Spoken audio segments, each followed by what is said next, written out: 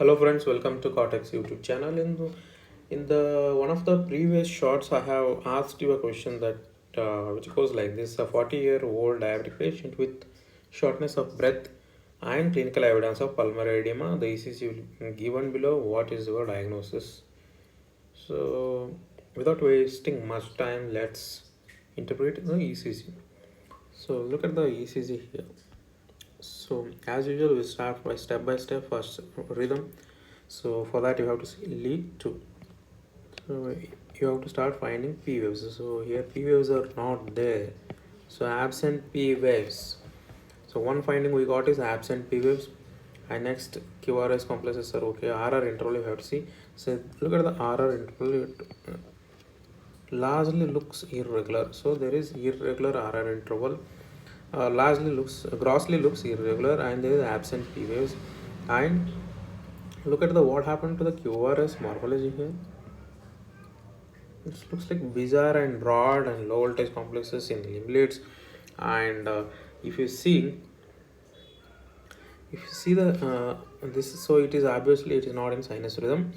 And if you calculate a rate, look at the rate here. How to calculate? So you have to count the number of big boxes between two R waves. 1 2 1 2 3 4 5 6 7 8 8 and a half. So if you even if you take 8, it comes 300 divided by 8. 300 divided by 8 means around 37. So here heart rate is 37 beats per minute. So obviously there is bradycardia, severe bradycardia. So I'll write the findings here. So there is absent p waves. Where do you get absent p waves or flat p waves? So there are many conditions where you get absent p waves. So first thing you have to see whether there is tachycardia or bradycardia. So if there is tachycardia, you have to now look at the RR interval,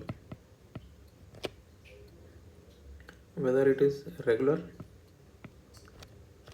or irregular.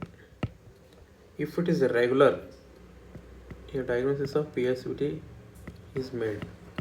If it is irregular, atrial fibrillation. Then if there is bradycardia and there are signs of hyperkalemia like broad QRS. So whenever you get a bradycardia with absent p waves, you have to look for QRS, broad, normal. Broad means you have to see it is hyperkalemia. Broad and other hyperkalemia will be having other blocks like AV blocks and all, conduction blocks.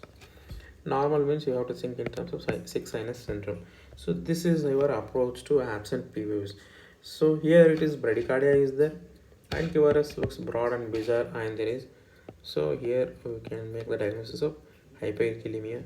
So and there is irregular heart rate is there. So it could be here actually in this ECG it's very difficult to find the rhythm uh, because there is heart rate is very slow. It's only 36, so it's very difficult to assert the regularity or rhythm of this heart. And there is subtle symmetrical peaking of the 10 T waves here, V2 and V3. So this is whenever you get a combination of bradycardia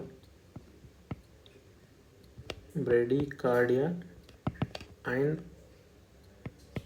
flat or loss of p waves and broad QRS and T wave abnormality, you have to suspect hyperkalemia.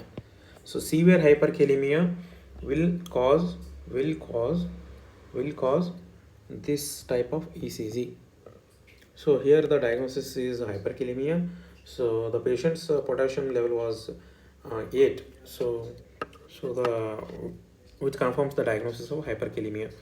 So hope you like this video, and the various other features of hyperkalemia is explained in the separate video, the link of which will be given in the description. Please click on that link and watch that video also. Thank you.